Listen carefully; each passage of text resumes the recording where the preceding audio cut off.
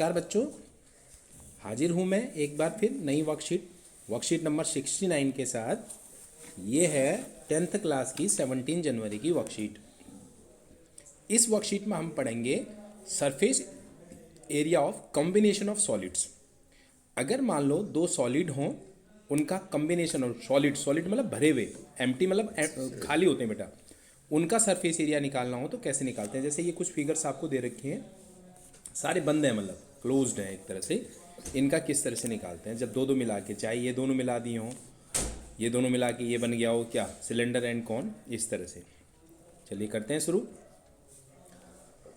A wooden article was made by scooping out a hemisphere. देखिए बेटा, ये आपको फिगर भी दे रखी है, scooping out a hemisphere from each end of a solid cylinder shown in the figure.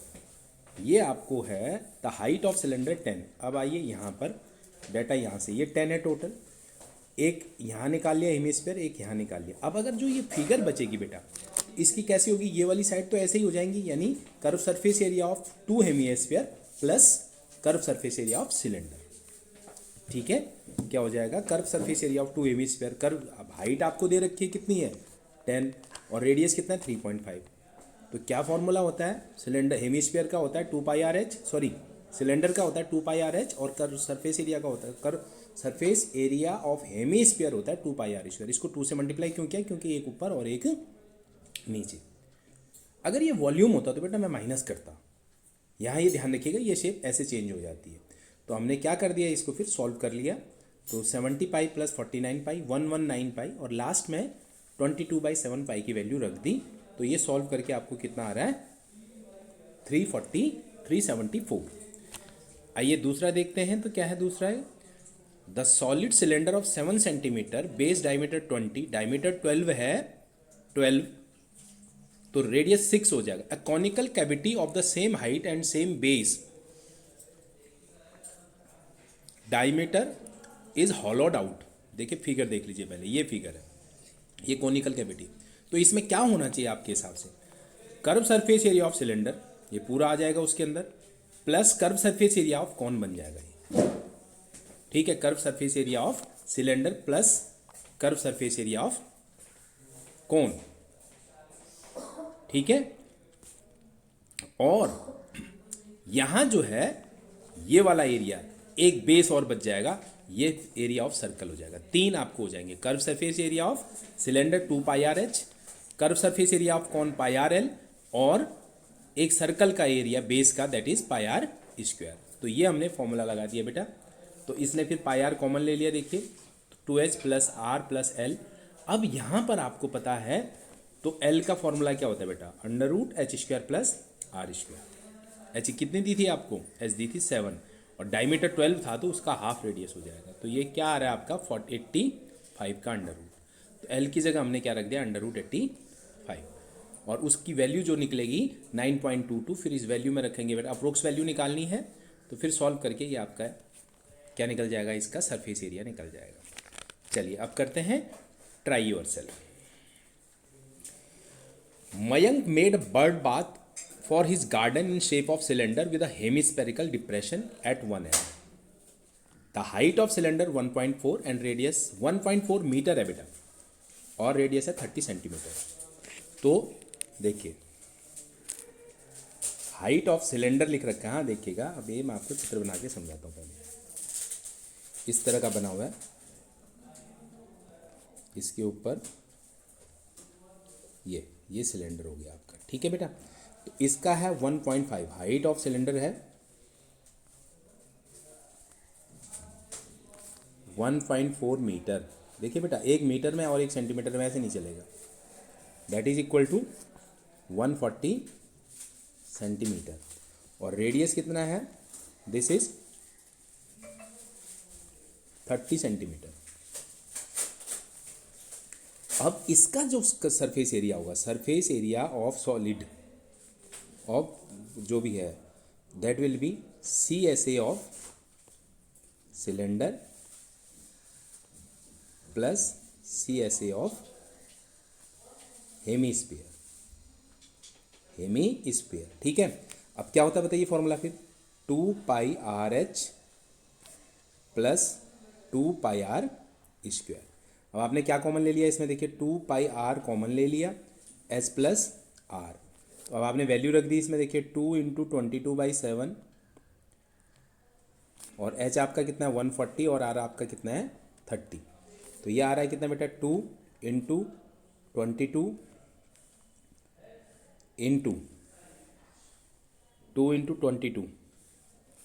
Are भी इसमें आप बाहर लेंगे, देखिए आर है 30, यहाँ 30 भी रखना पड़ेगा ना, 30 × 170 होल अपॉन में 7। अगर आप ऊपर वाले को मल्टीप्लाई करते हैं तो बेटा इसका आता है क्या 224400/7, ये सेंटीमीटर स्क्वायर। अगर इसको फर्दर आप इसको सिंप्लीफाई करना चाहते हैं तो डिवाइड कर लीजिएगा, ये आ रहा है आपका 32057.14 सेंटीमीटर स्क्वायर। ये इसका क्या हो जाएगा सरफेस एरिया हो जाएगा। ठीक है, चलिए अब देखते हैं दूसरा। कई बार क्या होता है देखिए इनमें कैलकुलेशन में बड़ी प्रॉब्लम आ जाती है और जहाँ ये क्वेश्चन गलत हो जाता है तो फिर और ज़्यादा दिक्कत हो जाती है। तो यहाँ पर मैं बता रहा हूँ, पहले मैंने इसको खूब ट्राई किया 16656 लेकर, ये क्वेश्चन सॉल्व ही नहीं हुआ बेटा। ये वॉल्यूम जो है ये गलत लिखा हुआ है, ये क्या है, ये मिक्स फ्रैक्शन में है, ये ऐसे लिखा हुआ है 166 ये। तो इसको जब सॉल्व करेंगे तो इसको इससे मल्टीप्लाई करते हैं, आपको पता ही होगा, ये आता है 1001/6 आता है बेटा, ये ध्यान रखना है आपको 100/6।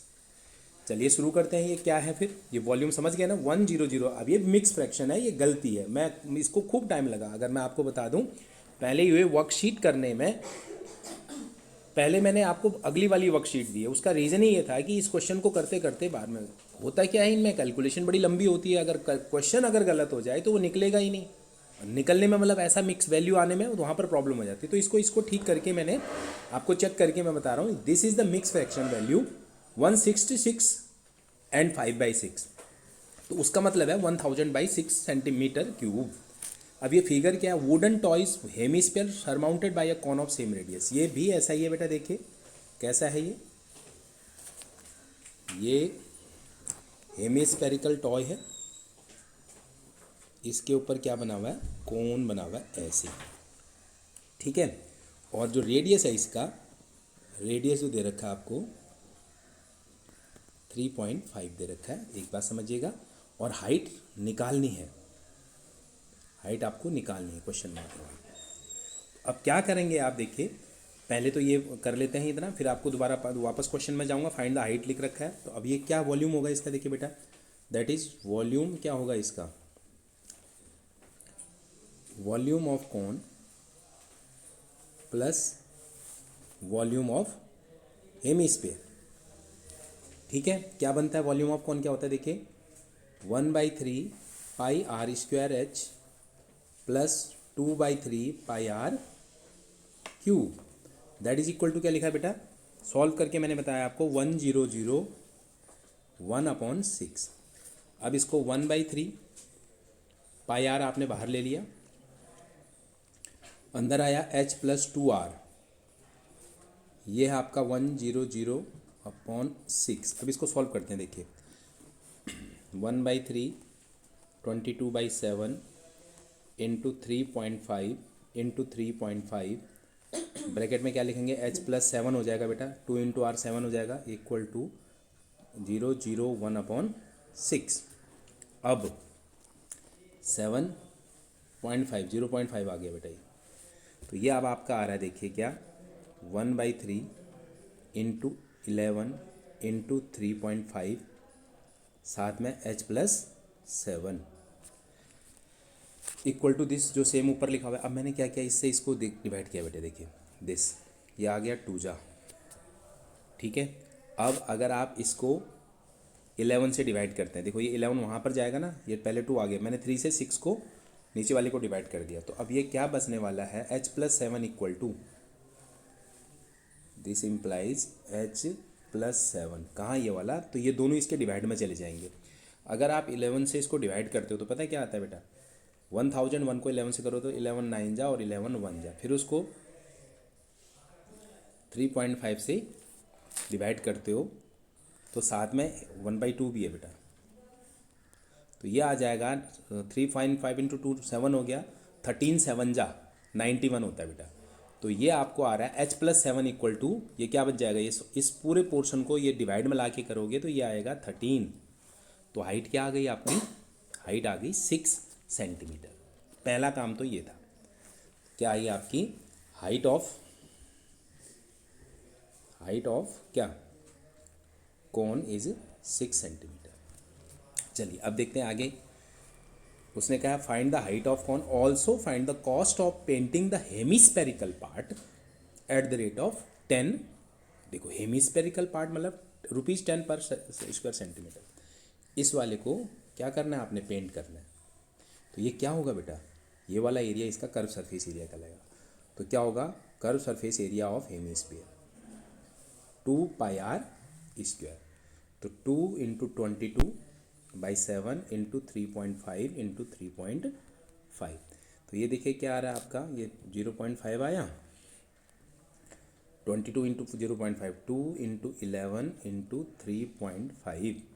ये हो गया आपका, सॉल्व करोगे अगर आप इसको तो 22 5 जा 110 हो गया, 22 3 जा होता है 66 और 77 आ जाएगा मेरे ख्याल से, ठीक है, 77 सेंटीमीटर स्क्वायर। तो 10 रुपये पर, तो कॉस्ट क्या आएगी, 1 सेंटीमीटर स्क्वायर का कितना खर्चा है, 10। कॉस्ट ऑफ पेंटिंग क्या हो जाएगा, तो टोटल खर्चा कितना आ जाएगा बेटा, CSA इंटू 10, ये रुपीज़ में आंसर होगा, यानी 77 इंटू 10 स्क्वायर पर मीटर है, तो ₹770 ये आपका क्या होगा, cost of painting hemispherical portion होगी। ठीक है, उम्मीद करता हूँ ये आपको समझ में आया होगा और अच्छा लगा होगा। और थोड़ा क्वेश्चन में गलती होने की वजह से ये वीडियो थोड़ी लेट हुई है, उसको क्वेश्चन को क्लियर करने में। इस वीडियो में इतना ही रखते हैं, मिलते हैं फिर अगली बार नई वीडियो के साथ, तब तक के लिए नमस्कार।